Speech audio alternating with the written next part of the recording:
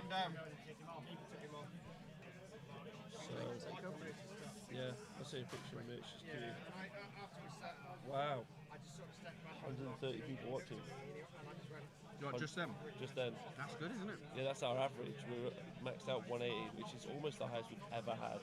Really? Yeah. Fucking hyped it, haven't we? Yeah, I mean, we've hyped it a tiny bit. We have like... Well, yeah, but more than your average... More than the top average tournament is hyped, really. Like the little little things like, oh, we're having Gotrek on screen first one and things like that. I think would have got an extra few people in, wouldn't it? But then we can't put anything good out now. That's what stresses me out. Like, you know, I said to you guys down in the car when I'm... is Jay gone home? No. Do you know where he is? Jay?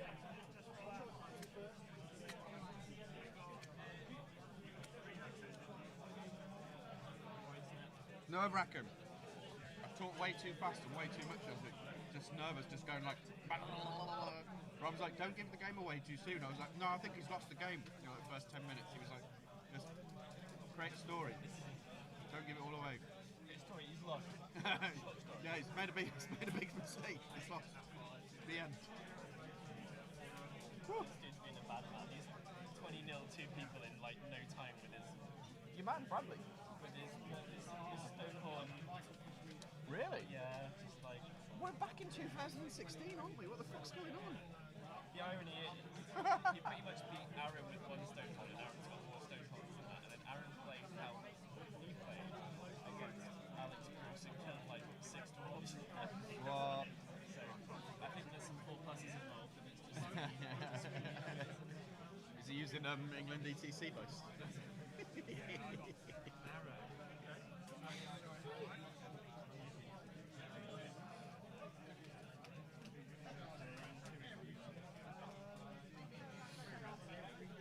Oh, fuck. It's going to be an interesting person for us to interview after their game this round. You know, if anyone that's particularly close or is... I really like Eric Houlgar. Have you spoken to him yet? He's Wales. No, he's USA 40k ETC. I played him at Bad Moon. He's fucking tight. He's really good. Really knows the game inside out. So he might be a good shout. Good. I think Disciples is each. I don't know. Like, I mean, the usual faces. Steve Curtis is always a good one, isn't he? We want to just have like a close, interesting game where it's not like... We actually interviewed Ryan after the last one because he didn't quite escape it. Oh, right. So that was where the good discussion.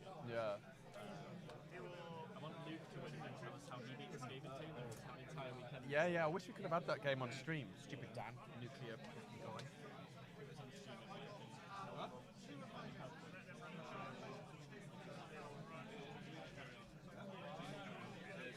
They've got a server box issue, I think.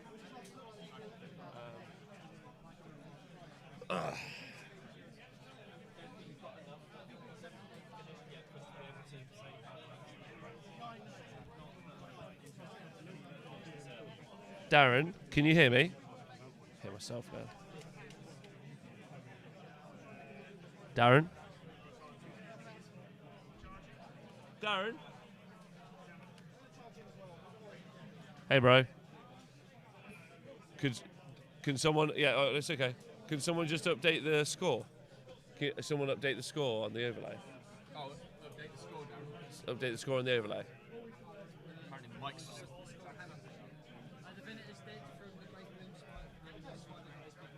So the score's updated?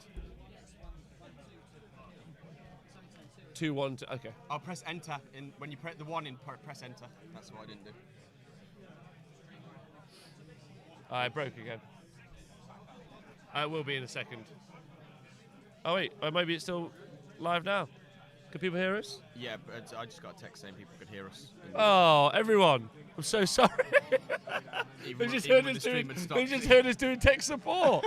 Are you guys enjoying that? That's a bit of tech support right there live. How are you feeling about that? That's cool. That's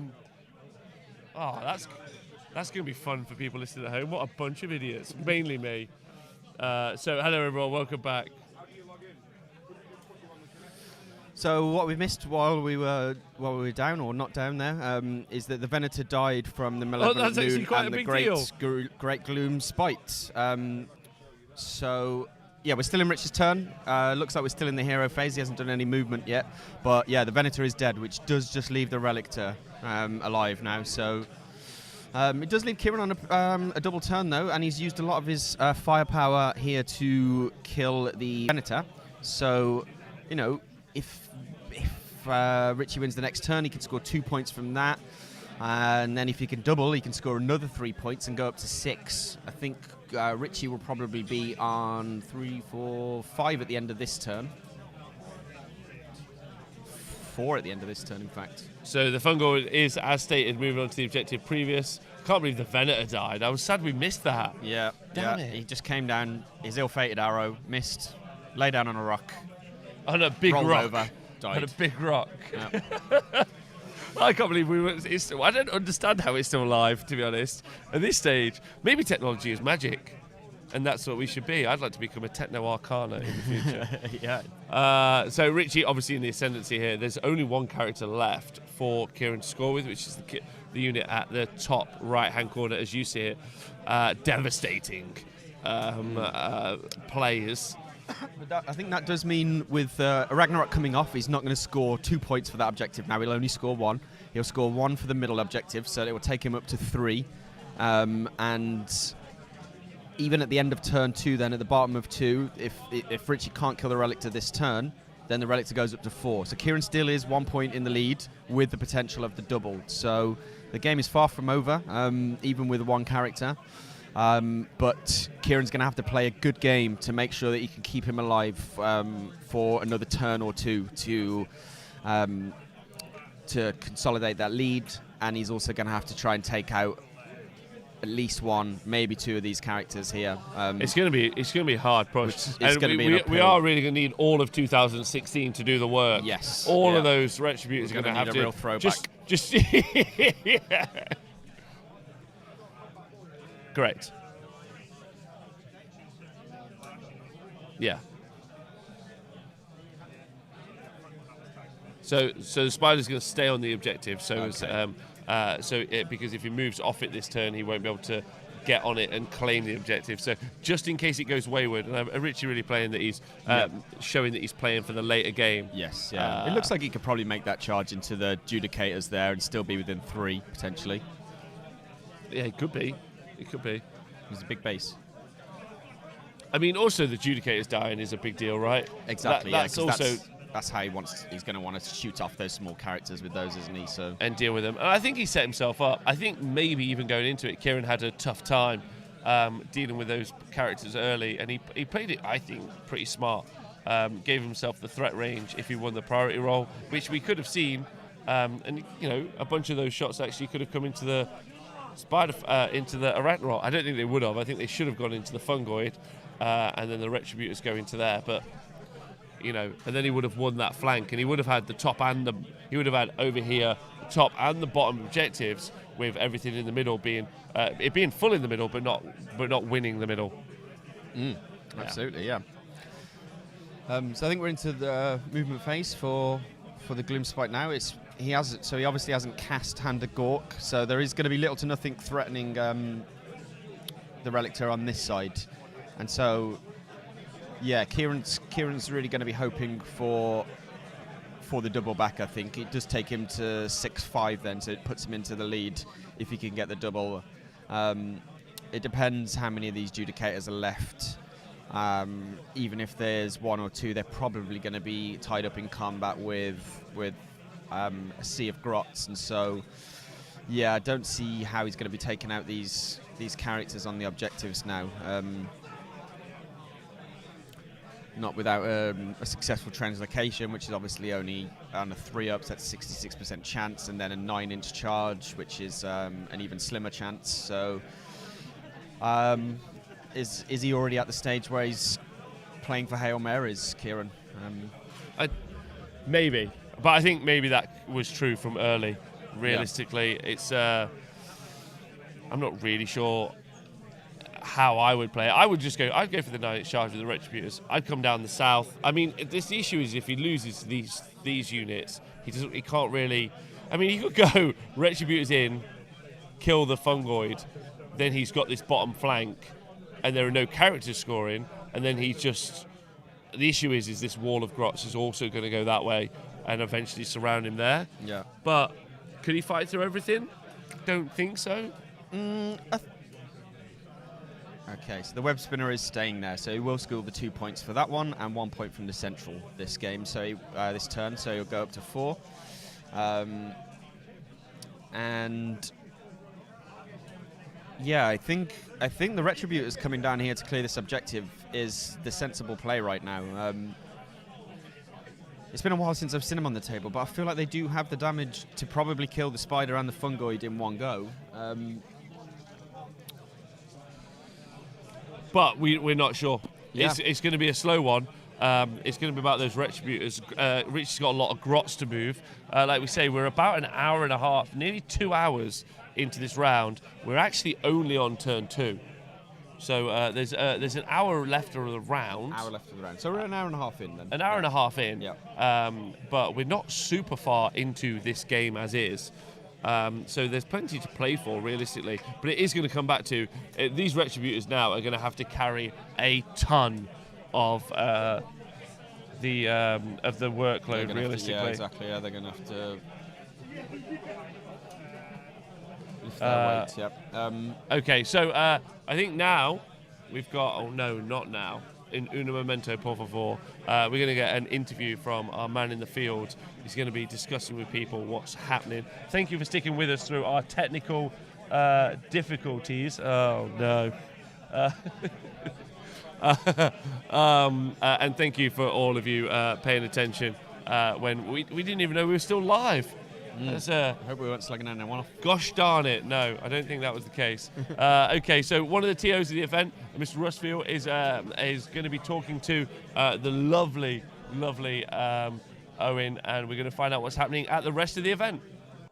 Thank you, Rob. Yes, we're back here, and I've got Mr. Facehammer himself, Russ Veal, right here, the birthday boy. How are you, Russ? I'm good. Excellent. Try not to get too drunk. Yes, that's... Well, you're building miniatures out there, aren't you? So you don't want to stick parts in the wrong places or anything like that, no? No, that if I end up with a plane on my face, there's a problem, right? Absolutely. So, we've got a really excitable crowd here. You must be really proud of the event you put on. Yeah, I mean, it kind of feels like it runs itself now, but it's the people that make the event, so we always get a good crowd here, and it's great that people come and support us and always bring the right spirit, and we try and encourage that behaviour, and it tends to happen on the day, which is... Yeah, absolutely. I mean, you can tell that there's lots of old friends meeting up. Everyone's having a good time. I mean, you're into your 4th year now, so over those 4 years, how would you say the event's developed? I think it's kind of maintained its appeal in terms of it always started off as like the tournament that was meant to be like feel like a small tournament would be a big tournament, if that makes sense, but also be a tournament that I want to play in. So whenever I run an event, I want to play in it, and that's why I always aim to run events that. And we're kind of restricted on numbers in the venue, but we don't see that as a bad thing because obviously the relationship we have with Element and Byron's obviously member of the Facehammer team, and we like to come up here and support it, and the venues just get better and better really. And now that this year we've got you guys here doing the coverage, which is great because we haven't been able to get that sorted before, so it's good to have that extra layer. But I love it. It's great. The perfect birthday present, eh?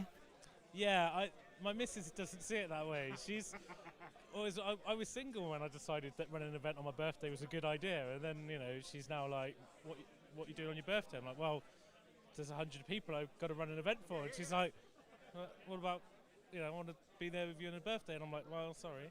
She could always be here with you, right? Yeah, exactly. That's what I said, but didn't go down too well, no.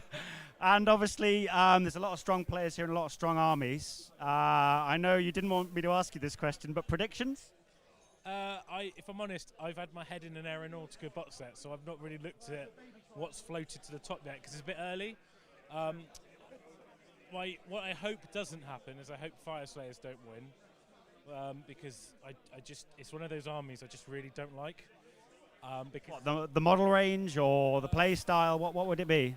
the list that we took to ETC with the half guard and going harmed multiple times, and it's one of those games that unless you play exceptionally well or the scenarios in your favour, it's very, very difficult to beat that in a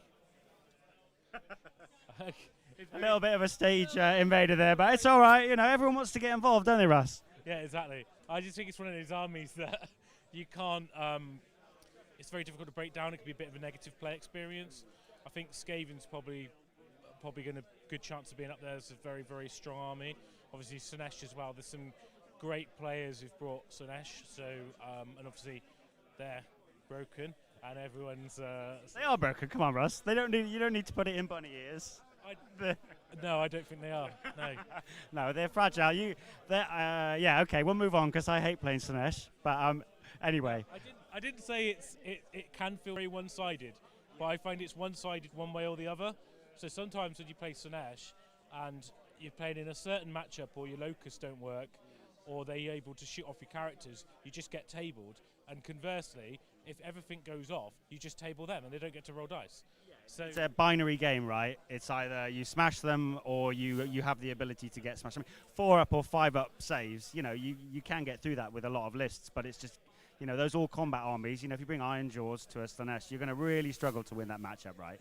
Let's be honest, you bring Iron Jaws to many matches, you're going to struggle, right? So looking at you, Leo. Leo smashes it with Iron Jaws. I'm not going to blow smoke up his ass, but yeah, no, you're right. No, I mean, I think great play shows through, but when you've got two good players and one's got a top-tier army and the other one's got a medium to high power army, because it's going to be a effective army because you wouldn't take it otherwise, and then the difference could be the list. I think it more often than not relies on scenario and play, and sometimes it's the priority or dice, but I think there's all those factors, and like when you're playing a game based around risk management and odd management and mitigation of things, if you can guarantee something by taking a certain type of army, then that's better than relying on winning the priority roll. Yeah, no, understandably, yeah. Rolling a 2-up is pretty consistent, right? You need to. I'm going to stop it. I'm milking that. Another question, last question for you. Just in terms of not only, you know, what we're seeing here today, but the meta in general. You know, how do you feel the state of the meta is in terms of, you know, competitive play? Well, I come from a very long history of Warhammer, and in the old days, you had issues with lists. The meta was very stagnant, so like certain books would be at the top and it would just stay where it is. So AOS is like a dream to me. I play lots of gaming, and for me, I think it always is evolving. Right now, I think Skaven are very strong because they compete in so many different areas of the game and there's so many lists. I think that the problem with Slaanesh is they kind of like have knocked those combat armies off that you saw a lot of, but then again they also boost the shooting armies, so if we see any. But the problem with the shooting armies, some other matchups they're not very good in, so it's about balance, I think. Yeah, it's tricky, right? You take that KO list, and against a lot of mid-tier armies, it really does suffer. But then if you get the Tyrants list, or you get the double, triple keeper list, then it can blaze it off the board, easy peasy. Brilliant. Well, look, thanks so much for coming on the stream on your birthday. And yeah, thanks for putting on such a great event. I can see everyone's having a brilliant time. Anything you want to say to the viewers out there, or are you going to get back to your Aeronautica Imperialis? Well, I've got much more to do on them, really. I just wanted to get them sorted. But no, I just wanted to say, you know, it's great to have the Honest Wargamers here, and you know, we've always sort of wanted to sort of bridge the community. And I know sometimes you look on the internet and you see people sort of think there's some divide between people who provide content, and at the end of the day, there isn't. Nah, man, we're all wargamers, right? Yeah, and we're all doing the stuff we love. So it's great to have you here, and yeah, just thanks for watching at home, I guess. Thank you very much, Russ. Cheers, dude. Enjoy the rest of your birthday. Thanks. What a lovely. Sorry, Rob. Quickly on roundup. Should we go a little roundup, or is there some hot stuff going on the table? All right, cool. Well, we've actually got some results coming in now. We've got wins for Steve Curtis against Paul Buckler. That actually came down to a turn 3 prio. Steve was tabled essentially, but yeah, he was just enough on the scenario to get the win there. 16-4. Mike Wilson, he knocked Tuggy off. Obviously, Tuggy flew too close to the sun and got Archaon's wings burnt. Well, they didn't get burnt. They got chopped off by 2 keepers, I believe, was the way it went down. Outside of that, I obviously can't read a table, a Warhammer table, because James Tinsdale is 0-6 against Adam Hall. So yeah, even though there's lots of eels on the table and they were getting up inside finding entrances, it seemed it was the wrong entrances. So there's no points being scored there. JP Stevens, again, continues the Slanesh dominance. Toby with his Skaven, yeah, he's out of sight with Baz, even though they're playing the game out. I think Laurie's probably got it against Tom. And, yeah, 80 Mac against Ben. When I went over it, the table looked tight, but 80 had 2 keepers in his hands and was measuring outside of 9, wholly within 12. So I think that there's some more heroes coming back on the board there. Donal, Gotrek hasn't really been smashing it. I think Donal's 5-9 down on the scenario. I think he had a couple of run rolls not come off and he couldn't get onto those objectives. So yeah, Ricky me over there against the Stormcast. That's pretty tight, I have to say. I think it's all down to one. The Stormcast player's holding one, Ricky's holding the center, and it's all coming down to the one that the Evos came down on. Now, I need to find out this gentleman's name, because someone's got 2 majors with the Bragoth Beast Hammer. He's got a 20-0 and a 19-1, smashing it up on table 6. I need to find that chap, because he's putting in the work with that destruction list. And I think that just about wraps us up. There's some inter-TO chat going on now. Some of the boys in the booth having a little discussion. I'm not sure if there's been a misplay or what have you. But, yeah, I might just have to fill here for a second. But, yeah, look at this hall. Look at all these fine people. There's still lots of the round going. Oh, right, the headphones are on. I can stop filling. Magnificent. Cheers, guys. The babes in the booth are ready to go. Thank you. Thanks, so Owen. Much, Owen. Isn't he doing well? And if he can see, I'm going to show him a message now, just so he feels happy. He's been getting. Oh, he's walked off. He's been getting compliments on Facebook all day. No, he's been doing great. Yeah, loads of legends here. Seraphis, he is doing great. OJ for Monday host, agreed. Anyone but me.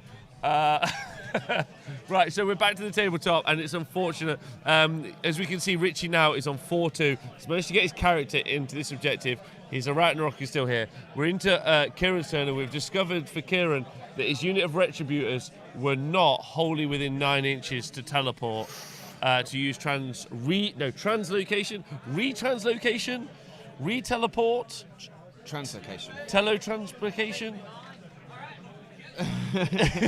Just, yeah.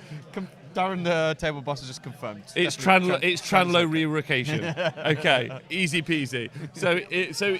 But you have to be wholly within 9 to use the Tranlo re-relocation orb. He hasn't been able to do it, so that means it's a small thing. I think he said he was by out 1 by inch, but that's huge. Effectively, I think on the landscape of the game, because those Retributors really needed to get down there. Yeah, so all of the, if you see here, all of the shooters. Yes, and they are called Retributors. They're not what they're called. Once at a time. What are they called? What are they called? Judicators. God. Thank you. Nailed it. Those Judicators, unfortunately, died in the last combat phase that we missed from Richie's go. So Richie's had has had a good ride there. So he's got rid of that line. He's really secured this bottom flank really, really well. So it does mean that Kieran is going to have to pull out some lambasting moves here. So I think you can see what Kieran's done is just move those Retributors up a little bit just to get them all wholly within line. So he's got to play for the double here, unfortunately, I think, because of that misplay. But as we said earlier on in the stream, I think if Kieran can get the double, he could be in a good position.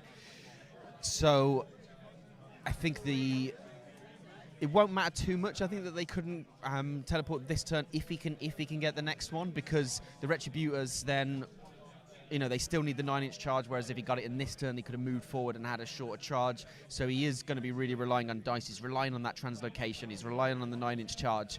But I think if they do get in, they do have the output to kill the spider. Potentially where they can get in, they could kill the fungoid who's on that. Okay, so we're just hearing from the tabletop that we're in the shooting phase. We're in the shooting phase, Stormcast. and we've just lost the hero on the center objective. So that is gone to neutral. Yeah, our techno wizard there has changed the light color for you. So the center objective is now neutral. So I don't think there are, and I'm going to get a double check from the table boss, I don't think there are any characters in that kind of center quarter of the board who can control the center. I'm pretty certain. The loom boss is still alive in there somewhere, is he? I think.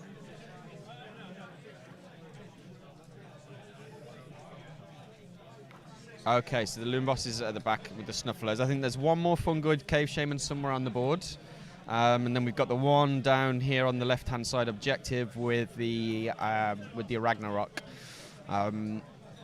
So there we go. So it's just here. I'll go find him for you. Just in front of the Loon Shrine, eyeballing that objective is. Is that both of them there, actually? Yeah, that's a Madcap and a Fungoid there. So their potential to eventually go forward the objectives that way, they'll be heading towards it as quick as they can, realistically. Yep. So if we go back to the top down, just to see where they are on the top down, they are here. I argue sometimes that I prefer that Flesh Eater Corpses, Sinesh and Vermalords are really successful and good in the game because they're much easier to see from a top down. Yeah, exactly. Yeah, these grot armies are not. Come back, easy to Nagash. tell. It's much easier for me. Yeah, this is just a lot of small 25 mil bases, all painted in the Moon Clan's characteristic black. It's hard to tell what's going on. Yeah, there was Adjudicator left in the centre, and he unfortunately has died, but in a glorious death to be reforged, come back and tell the tale of not trifling with grots another time.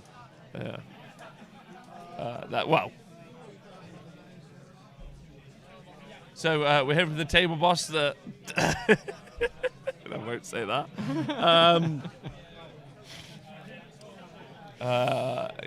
Actually, can I also just say that this is a lovely army as well. Oh, we're onto a priority roll. Here we go. Okay.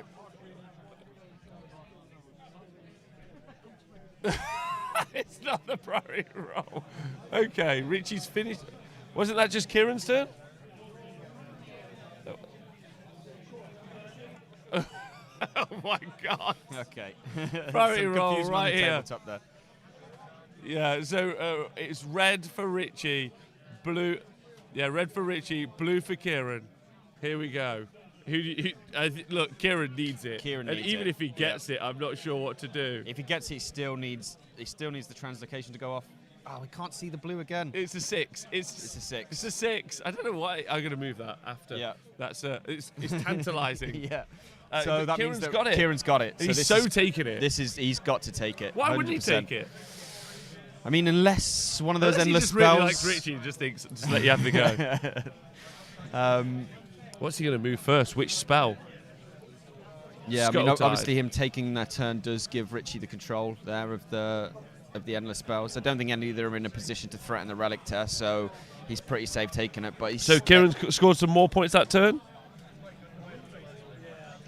So he would have scored 2, yeah, and it's gone to 4 all, I think. Nailed it. He's really good at that. He's on it. He is, yeah. Like a carp on it. So, it's currently a draw. Numbers-wise, Yeah. looks fine. Yeah, he's still in the game, absolutely. Yeah. And there are, it is Age of Sigmar. There's always an out, I think, in this game.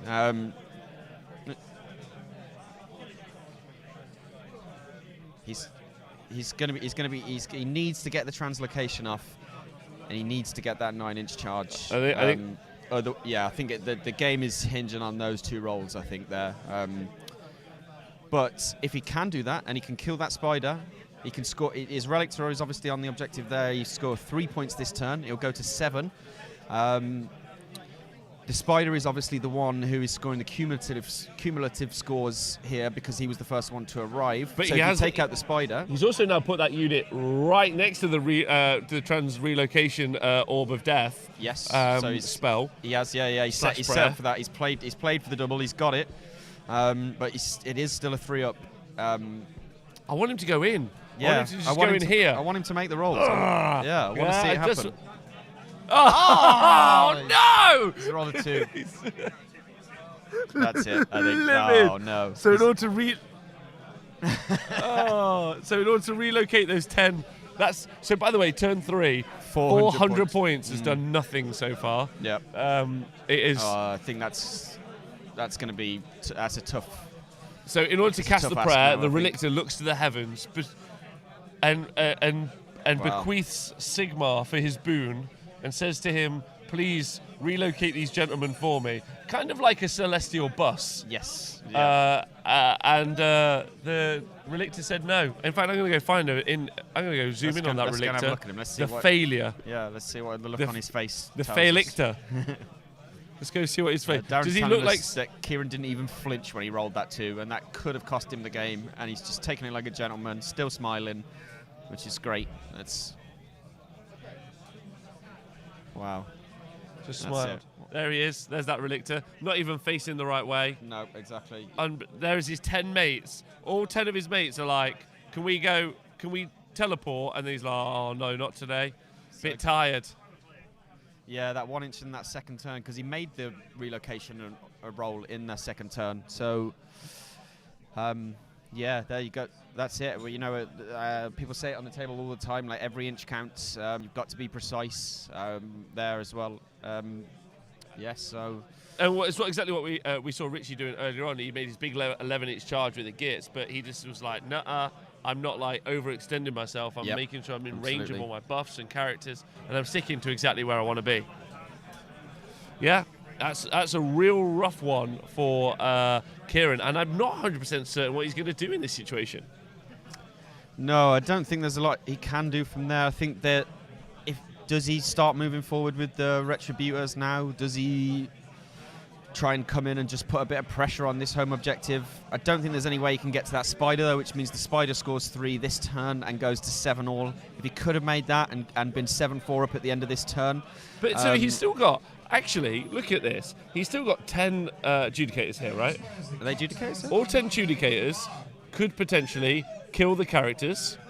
If the 10 Judicators are able to kill the characters, there's still another turn where those 10 Retributors get teleported, land here, do the murder. I mean, it's still available, not as long as those grots.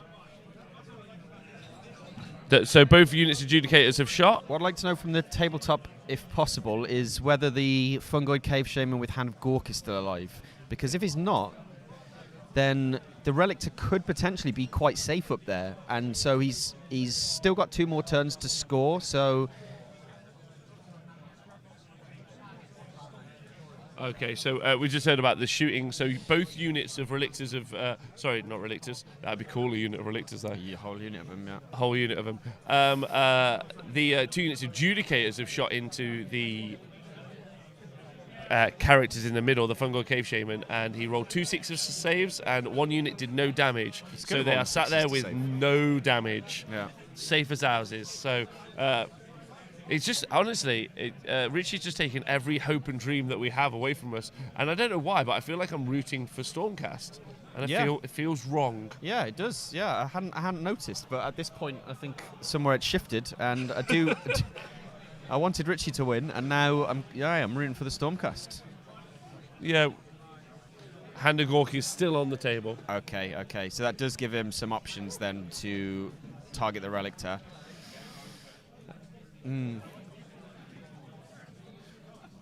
So we just heard, we're just hearing some more information from the tabletop. Mainly, soft hands are always winners. But we'll find out more as the game goes on. Are you guys in the chat enjoying yourselves? I just want to check, see how you all are. I just want to thank you for joining us. It's been a pretty popular day. A lot of you have been checking it out. I hope some of you are enjoying. We're going for a clean stream so you can watch it with your kids and families at home. We're not necessarily achieving that straight away today, but we're aiming towards it. And it's our hopes and dreams that you guys are a part of. So thank you for being here with us. You build a list of units and heroes from an army. Everyone has a points cost. Is someone learning how to play? That's cute. Oh wow, maybe there's someone strolled into here doesn't know what's going on. What is going on, Rob? What are we looking at here? This is a game of Age of Sigmar, a match play game in which myth is a total, imbalance is a total myth. However, what's exciting is there's loads of great narrative from Black Library you can read, and then that's really sets the setting for an amazing tabletop game where there are wizards and automatons made of kind of gold armor, basically Space Marines, but not. Then there are grots, there are uruks, there are spiders that are too big, there are chaos dwarves, which are super cool. There's evil, there's good, there's love, and there's loss. It's just an amazing thing you should play. Roller coaster of emotions. It's a roller coaster of emotions. Yeah. And it really great fun, but most importantly, the community is wonderful. Yeah, absolutely. It's grown from strength to strength as well. Yeah. Oh, Dardrin, thanks for saying great coverage. Someone really wants to say that Eric is too tight. That's what someone's been wanting to say that in the chat for a while. I don't know who this Eric is. We keep hearing. Who is Eric? There's Eric Horgar, isn't there? He's from the 40k AOS ETC team. But I keep hearing rumours of this Eric all over the table. He's swearing too much. Rerolling ones. If you just click the BIP app, you'll be able to see what the Stormcast list is. It's basically we're effectively nicknaming it the Pumpkin Spice Latte and 2016 Starter Pack. Starter packs. We should do the Stormcast Starter Pack as a meme. Yeah. Retributors, Relictor, a Vexilla with a banner, Judicators. Good. Right. Edgelords in armor. So we're into Kieran. Richie is currently piloting his Grots in the center into this unit of Retributors. But this is definitely Liberators. I mean, obviously, I'm so sorry. Do you know that they made new Liberators? No one cared. I'm going to go show you how good. Thank you, bro. Appreciate that. So here they are. Look at that. Richie's army is really nice as well. I don't think we've given it the compliments that it deserves. It's powerfully pretty. Look at that fella. It looks good, right? Look at beautiful. Absolutely. Beautiful. I'll tell you that. I'll have a little look-see at that. That's gorgeous. Yeah, that'll do me. Yeah. But no one. Interesting scoring system. You guys may have just joined us for that. You might not have heard in the game one because obviously our intermittent internet, so I apologise about that. Scoring system, you only get 14 points for scoring the major victory on the scenario. There are also 4 points available for secondaries, and then you also get 2 points if you kill 1,000 points, but then you get another point if you don't lose 1,000 points. It's an interesting decision. It's not something we've seen in an Age of Sigmar pack, certainly in the few years that I've been playing. And it feels a little bit sort of harkening back to more fantasy battles kind of an era. And there's I think the swaths of the community now, certainly TOs, who are just moving away from the idea of kill points altogether, which I think personally is the better option. Like last weekend at LGT, Mark didn't have it in the pack. The same for Blood Tithe, which is another event of his. And I think it cuts out a little bit of bookkeeping. And I think the game is in a state at the moment where you can design armies that win on objectives and score very little kill points and can potentially give up. Legion of Grief I played for a few tournaments earlier this year, and that army can win games without killing anything and with losing a lot. And so I don't think kill points is a very good measure of what's happening on the tabletop. And so it's an interesting choice to put it in the pack, and be interesting to see how the how it divides the field at the end of the tournament. Yeah, I'd have to agree, absolutely. Someone else who I know is good at writing packs and also carrying one around in his trousers is Mr. Owen Jackson. He's an angel, and he's going to let you know what else is happening at the FHGT 2019 here at the Element Games Superstore. Thank you, Rob. Yes, there's some games finishing. There's some games coming to a very tight conclusion. But yeah, overall, there's lots of happy people, and that's the main thing. So yeah, looking across, just a quick little update. We've got some really tight games. There's a couple of games where there's a little gaggle of players all watching mates or team club mates just to see how it shakes down. I've just witnessed Dan Bradshaw losing a priority role 1-2 against Tom Maudsley. That's super tight, and there's a lot of players, as I say, around the table seeing how that one shakes down.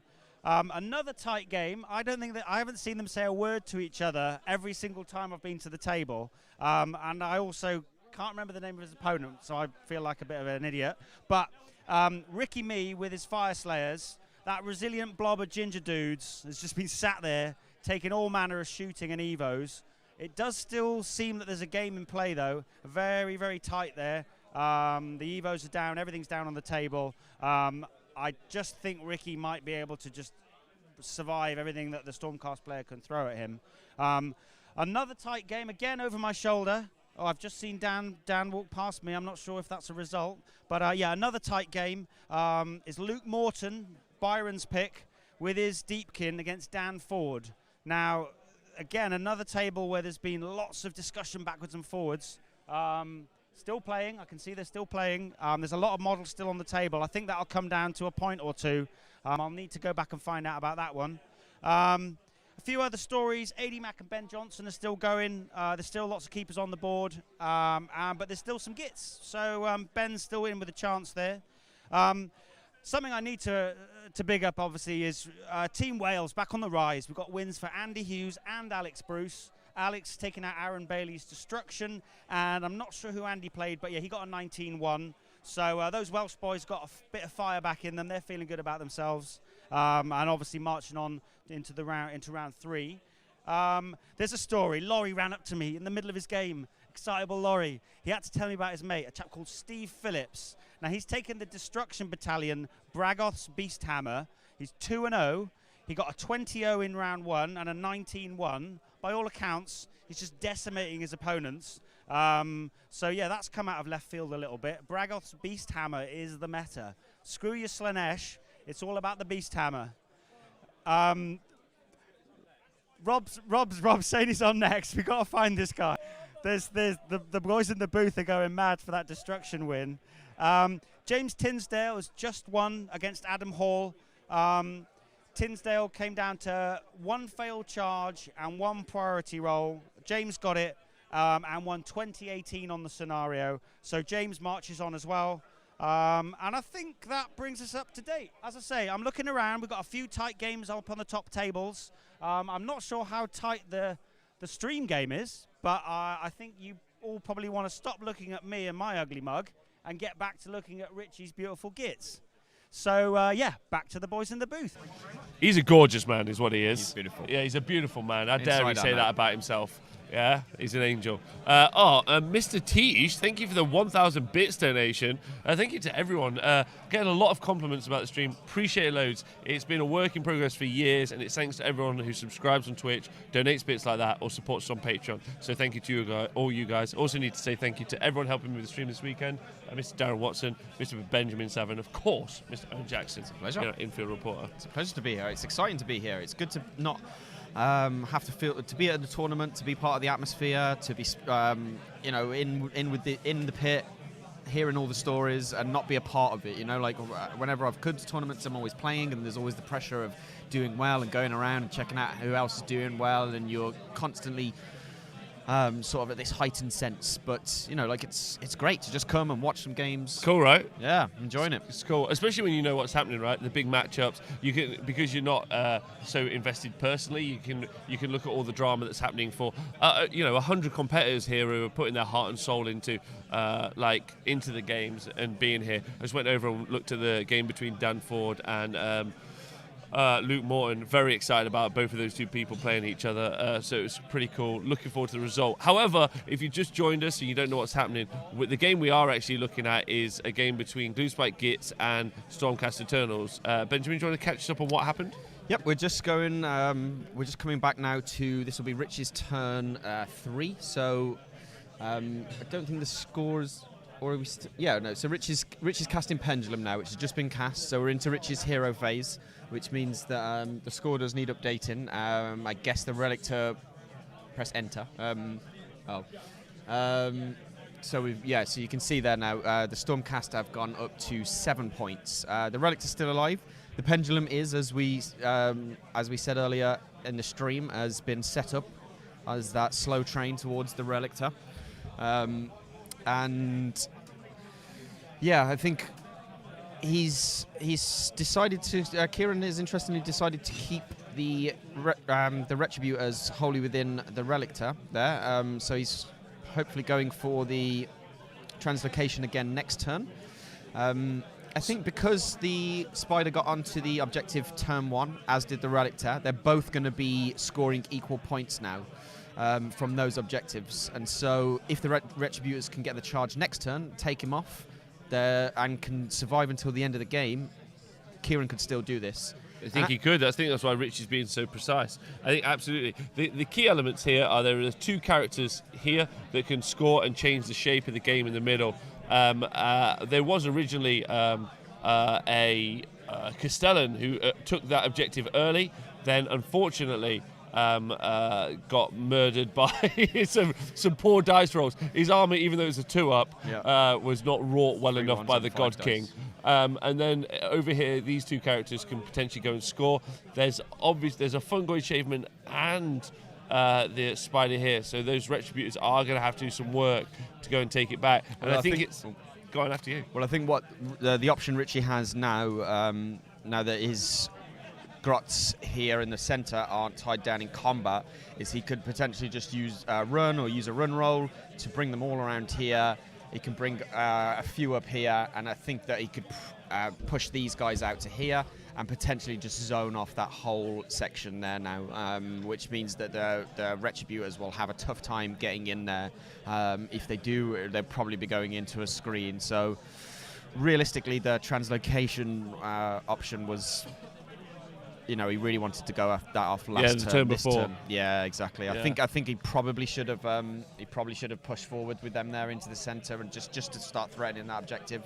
But yeah, he's still up on points. Yeah, there's only 30 minutes left of the round, so they're in turn 3. There's turn 4, 5 to go. Not particularly quick, realistically. So making those decisions, and it is crunch time now. Even at 10 minutes around, that's still twice as much time as they actually have. Yeah. 10 minutes a turn, sorry. So it's really getting towards the crunch moment of this game, which is what do you think? I don't think the Retributors can even go through. I mean, Kieran's going to need the priority into turn 4. I think Rich is just showing exactly what he could do there now with the models. He's doing it as fast as he can, but I think he's going to do exactly that. He's going to zone out the Retributors.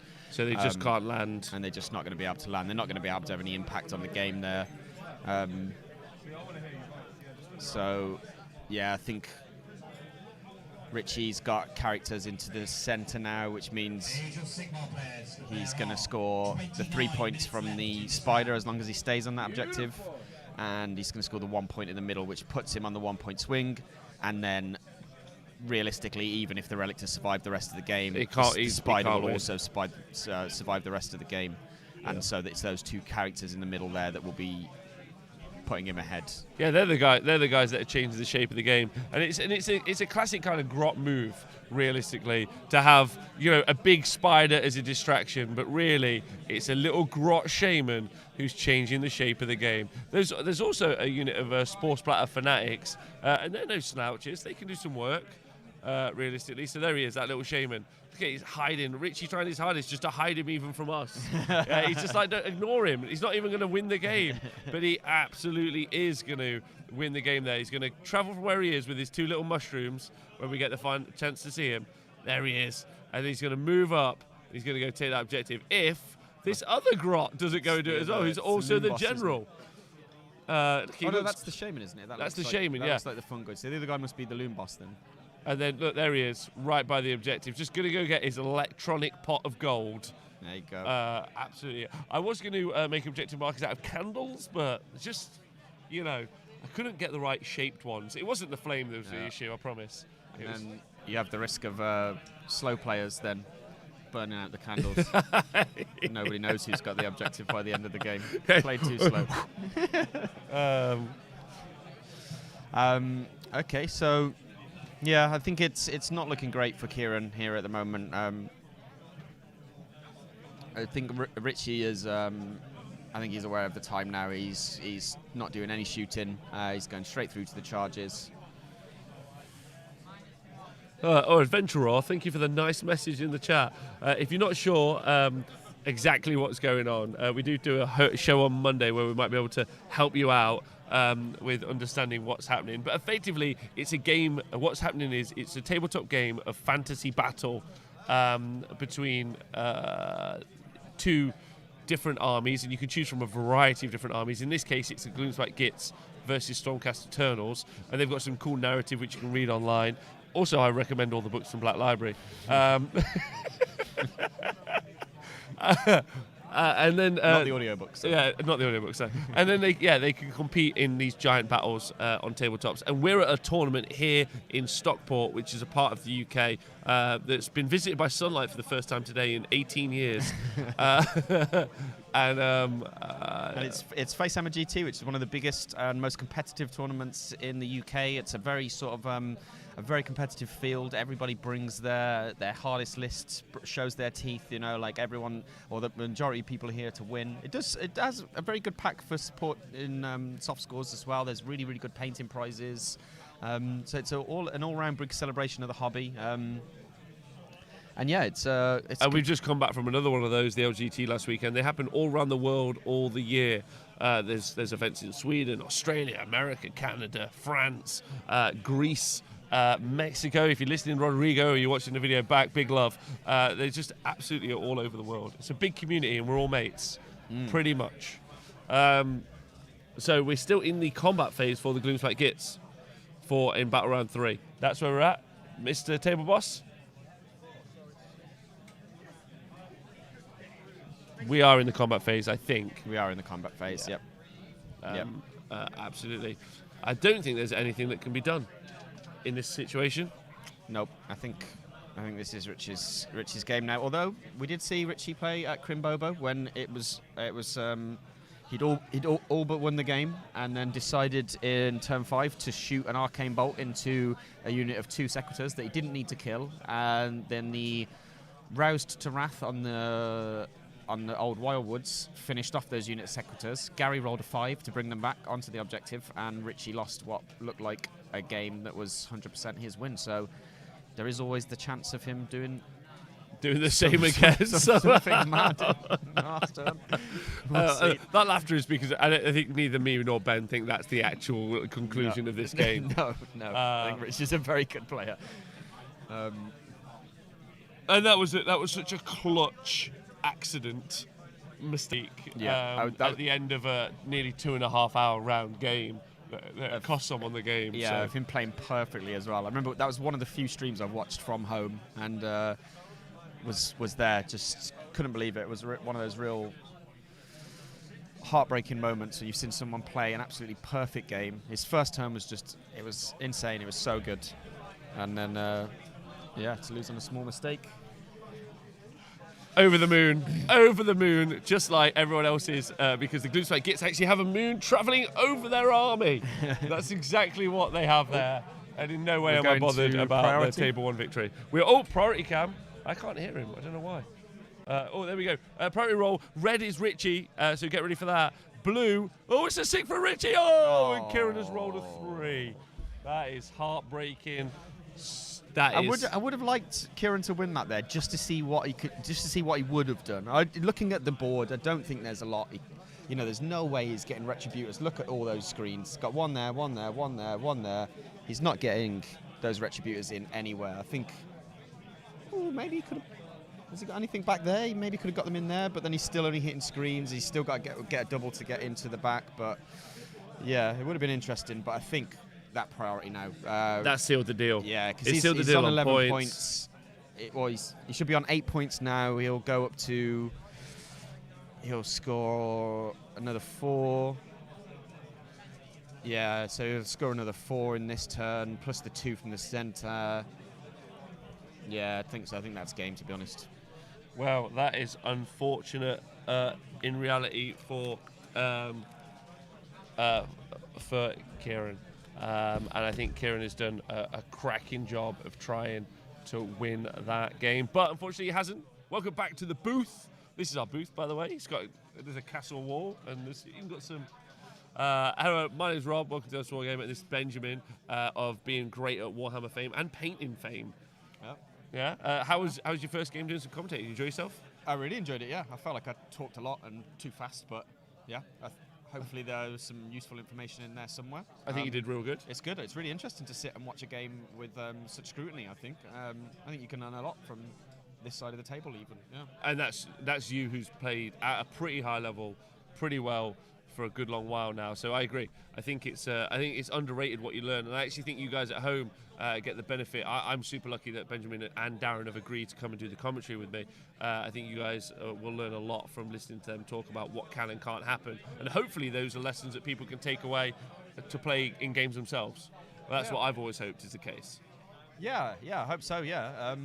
I think there's definitely a real value to having people on the stream who know the game inside out, who are playing it all the time. You know, both me and Darren play at least one game of Warhammer every week, maybe 2. We go to a lot of tournaments, and so yeah, I think you're just thinking and talking and playing Warhammer a lot. You know, it does make for. I've lost the thought there. Quick, interrupt. Apologies. I've just realised I haven't changed your name on the overlay. This isn't Darren Watson. This is Benjamin Savage. I will fix that. Sorry. So it's been a lot today. Apologies. Okay. We've had a lot of technical issues. It's fine. Yeah. We're soldiering on. There you go. Super great hearing informed commentary from super informed people. Unlike when I did it at Sheffield, and Rob kindly explained to me what everything was, lol. Says Adam Kunis when he helped me doing the commentary at Sheffield. Colin Cochrane, I miss your bunch. Saw you last week. Great job, lads. All done. Thank you. There you go. I'll sort it out after. And then also Benjamin is Nathan's son and heir. Most people don't know that. That's why Nathan isn't here. He sent his son to do the work. Right, we're going to go off air now. So check the overlay for when we're going to be back. Thanks for sticking with us through our technical issues. You guys are great. Looking forward to Game 3, where we definitely, if he's willing to play, Bragos Beast Claw. Yeah, do you want to see them? There's a Beast Claw Raiders army on 2-0. Yeah, 20-0 and a 19-0. That is smashing people off left, right, and centre. Come on, you've got to get a hype for that. Like, get into the chat. I want to see how he's doing it. Yeah, exactly. I can't wait to see. So you guys are wicked. Thank you very much. We'll see you guys.